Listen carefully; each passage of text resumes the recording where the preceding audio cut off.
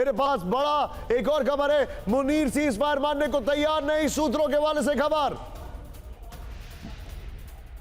पाकिस्तान में नवाज शरीफ की चल रही है। सुमित गोयड, आप ही की खबर है। देखिए बिल्कुल निशांत, ऐसा लग रहा है कि शायद आसिफ मुनीर अब मान नहीं रहे। वो चाहते हैं कि सत्ता की चाबी अब उनके हाथ में लगे। उनकी और शहबाज शरीफ की लगातार जो कन्फ्रंटेशन है या फिर आप कह सकते हैं विरोध है, वो कई मसलों पर अब सामने आने लग गया है। इसी वजह से अगर आप देखें कि 3:30 बजे सीज फायर का ऐलान किया जाता है और कुछ ही 3-4 घंटे के अंदर उसको वॉयलेट कर दिया जाता है। पाकिस्तान आर्मी को स्पेसिफिकली मुझे लगता है कि ये जानकारी दी गई कि आपको ना सिर्फ आपके आईबीज पर बल्कि आपको एलओसीज के इलाकों के अंदर सीज फायर वायलेशन करना, मैसिव स्केल के अंदर ड्रोन्स भेजे गए। हालांकि अभी यह भी कहा जा रहा है कि सारे ड्रोन्स वापस चले गए हैं और अब सीज फायर वायलेशन नहीं किया जा रहा। लेकिन ये जरूर है कि एक पोस्टरिंग थी शायद आसिफ मुनीर की, ये अपने इंटरनल चीजों को लेकर भी ज्यादा हो सकती है। वो ये बताना चाह रहे थे कि अभी हम अपने हिसाब से चलना चाहते हैं, यानी पाकिस्तान की आर्मी अभी भी अपने हिसाब से चलना चाहती है। वो पॉलिटिकल लीडरशिप के हिसाब से नहीं चलना चाहती और ये भी वो चाहते हैं कि जो भी बातचीत हो वो पॉलिटिकल लीडरशिप के बजाय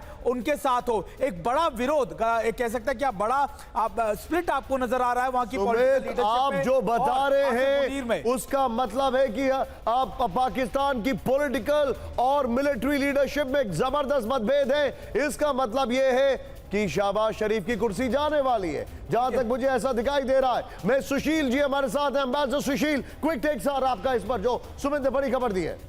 देखिए ऐसा है कि पाकिस्तान में जो इंटरनल सिचुएशन है वो बड़ी फ्लूइड है और हमें मालूम है कि वहाँ की जो सरकार है, जो पॉलिटिकल गवर्नमेंट है, उसका इतना कंट्रोल नहीं है। जो वहाँ की जो आर्मी चीफ हैं वो ही वहाँ वो कंट्रोल करते हैं। तो मुझे कुछ लग रहा है कि आपस में उनका गतिरोध हुआ और लेकिन एक अच्छी खबर है कि जो है शायद वो वापस चले गए हैं। अगर अभी ये सीज फायर वायलेशन अगर रुक जाता है तो इसका मतलब है कि दोनों में आपस में समझ हो गई है और बीच में जो रुकावट थी वो ख़त्म हो गई है। लेकिन हमें बड़ा इसको ध्यान रखना पड़ेगा, इसको हमें इंडिया को वॉचफुल रहना पड़ेगा कि जो है ये सीज फायर वायलेशन ना हो और अगर होते हैं तो उसका बराबर जवाब दिया जाए, ताकि पाकिस्तान को ये ना लगे या उसकी आर्मी को ये ना लगे कि इंडिया जो है, भारत जो है अपनी पूरी तैयारी में नहीं है। तो ये बहुत बड़ी ज़रूरी है। बहुत अगले मेरे ख्याल से 24-25 घंटे हैं जबकि डीजीएमओ की जो बातचीत होने वाली है, तब तक हमें बड़ा सावधान रहना पड़ेगा और ध्यान रखना पड़ेगा कि इस तरह की पाकिस्तान को हिमाकत ना करे और हम जो है पूरी तरह से उसके लिए तैयार रहें। आप जो बता रहे हैं सर, मेरे पास एक बड़ी खबर आ रही है। मैं अपनी टीम को अलर्ट करना चाहूंगा और इस खबर को मैं कंफर्म कर रहा हूं। अमृतसर में भी ब्लैकआउट है 15 मिनट से इस वक्त की बड़ी खबर। ये खबर को प्ले करिए।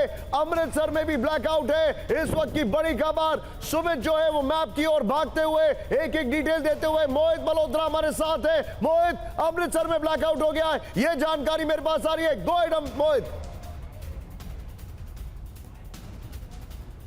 देखिए अमृतसर में भी जो एयर अटैक सायरन है उनको पहले एक्टिवेट किया गया था और उसके बाद पिछले 15 से 20 मिनट हो चुके हैं, वहां पर पूरी तरह से ब्लैकआउट कर दिया गया है।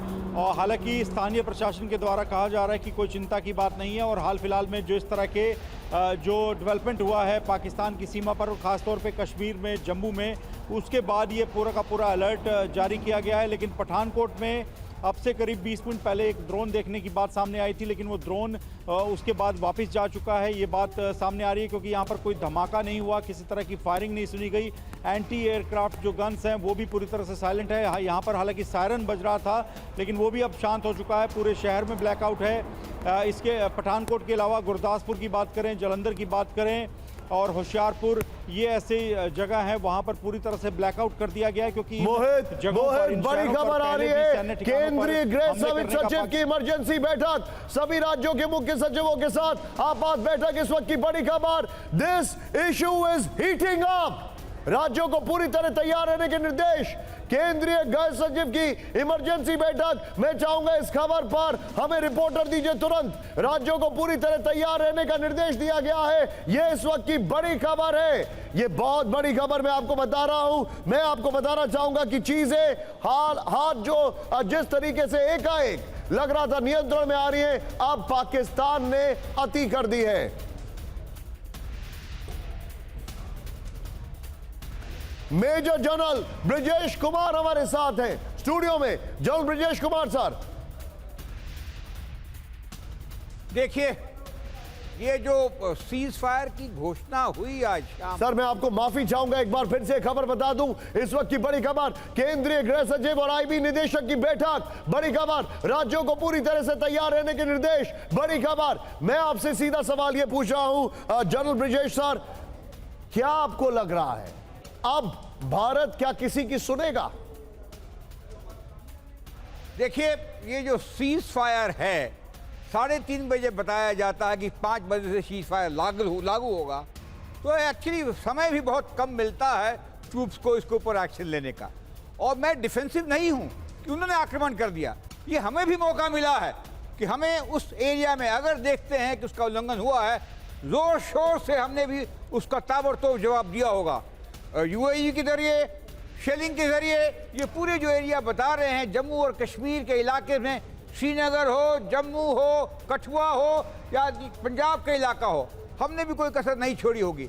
और ये बात तो सही है, जब ये सीज फायर की घोषणा हो रही थी तो मेरा माथा ठनका था 2 कारणों से।